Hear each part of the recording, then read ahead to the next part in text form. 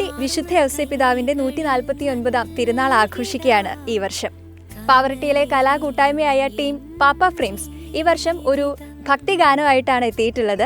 അപ്പോൾ ആ ഒരു ഗാനം, മനോഹരമായിട്ടുള്ള ഗാനം ആലപിച്ചിരിക്കുന്നത് മഞ്ജരിയാണ്, നമുക്ക് എല്ലാവർക്കും പ്രിയപ്പെട്ട കലാകാരി.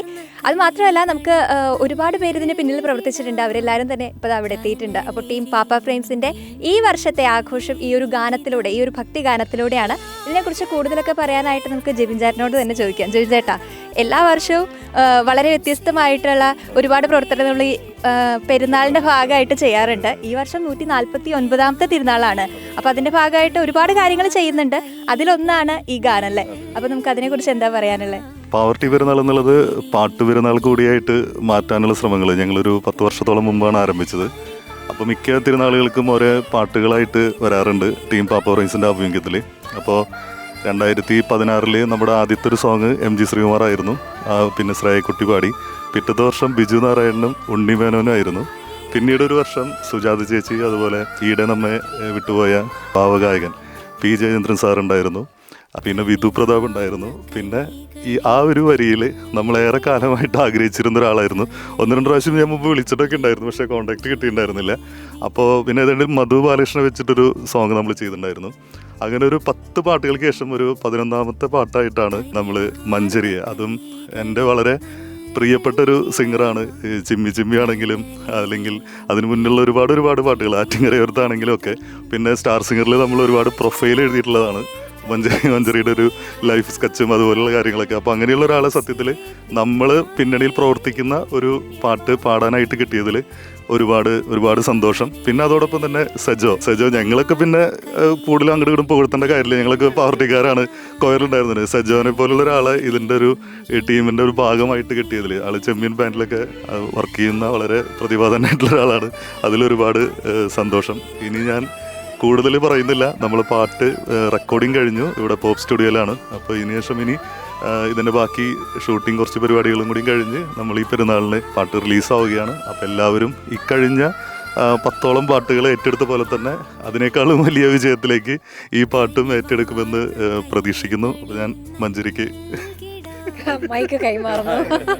എനിക്ക് സത്യത്തിൽ ഇങ്ങനെ ഒരു ഔസേപ്പിതാവിൻ്റെ ഏറ്റവും വലിയ തീർത്ഥാടന കേന്ദ്രമാണ്. അപ്പം ഞാൻ ഇതിനെക്കുറിച്ച് അറിയുന്നത് ശരിക്കും ഈ പാട്ട് പാടുമ്പോഴാണ്. പിന്നെ പാട്ടിനെ കുറിച്ച് പറയുകയാണെങ്കിൽ വളരെ നല്ലൊരു മെലഡി, അതേപോലെ മനോഹരമായ ലിറിക്സ്. സാധാരണ നമുക്കൊരു പാട്ട് കേൾക്കുമ്പോൾ അത് പെട്ടെന്ന് ആളുകളിലേക്ക് എത്തിച്ചേരാന്നുള്ളത്. അപ്പോൾ പാട്ട് പാടുന്ന ആൾക്കും അങ്ങനെ തന്നെയാണ്. നമുക്ക് കുത്തിയിരുന്ന് പഠിക്കേണ്ട ആവശ്യം വരുന്നില്ല, കാരണം അത് അത്രയും മനോഹരമായൊരു പാട്ട് തന്നെയാണ്. അപ്പോൾ ഇത്തരത്തിലൊരു ടീം, ശരിക്കും പാപ്പ ഫ്രെയിംസ് എന്ന് പറഞ്ഞ ടീം ഞാൻ ഇപ്പോഴാണ് അറിയുന്നത്. ഒരുപാട് വർഷങ്ങളായിട്ടുള്ള ഒരു കൂട്ടായ്മയാണ്. അപ്പം മ്യൂസിക്കിന് വേണ്ടിയിട്ട് നിങ്ങളിങ്ങനെ ചെയ്യുന്നു, അതൊരു സമർപ്പണമാണ്. സത്യത്തിൽ സംഗീതം എന്ന് പറയുന്നത് തന്നെ ദൈവികമാണ്. അപ്പം ഇത്തരത്തിലൊരു കാര്യം തന്നെ എടുത്ത് സമർപ്പണമായിട്ട് ചെയ്യുമ്പോൾ അതിൻ്റെ ഒരു ഭാഗം എനിക്കാവാൻ സാധിച്ചതിലാണ് സത്യത്തിൽ ഞാൻ സന്തോഷിച്ചിരിക്കുന്നത്. എക്സൈറ്റഡ് ആണ് ശരിക്കും. കാരണം തിരുനാൾ ആഘോഷങ്ങൾ ഞാൻ കണ്ടിട്ടില്ല, അതിൽ എൻ്റെ ശബ്ദം അവിടെ എത്തും, അതിൻ്റെ ഒരു സന്തോഷമുണ്ട്.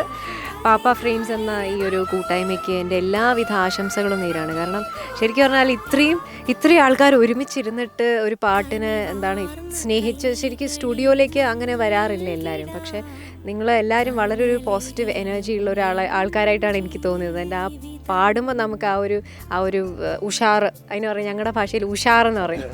അപ്പോൾ അതുപോലെ ഫാൻറ്റാസ്റ്റിക് ആയിട്ടുള്ളൊരു പാട്ടാണ്. എല്ലാവരും ഈ പാട്ട് കേൾക്കുക. അത് ലോകമെമ്പാടുമുള്ള മലയാളികൾ കേൾക്കണം എന്നാണ്. കാരണം അത്രയും മനോഹരമായ പാട്ടാണ്. ഔസേപ്പിതാവിൻ്റെ അനുഗ്രഹം എല്ലാവർക്കും ഉണ്ടാവട്ടെ, എനിക്കും ഉണ്ടാവട്ടെ എന്ന് ഞാൻ പ്രാർത്ഥിക്കുന്നു.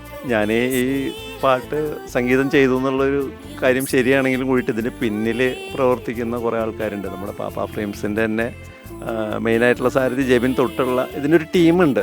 എല്ലാവരും ഒന്നും ഇവിടേക്ക് എത്തിയിട്ടില്ലെങ്കിലും ഇതിനൊരു ടീം അതിൻ്റെ പിന്നിൽ പ്രവർത്തിക്കുന്നുണ്ട്. അപ്പോൾ അതിന് വേണ്ടി ഇപ്പോൾ ഓർക്കസ്ട്രേഷൻ നമ്മുടെ സജോ ബ്രോൺസൺ കൂടിയിട്ട് അത് ചെയ്തു. നല്ല വരികൾ ആളെഴുതി തന്നു.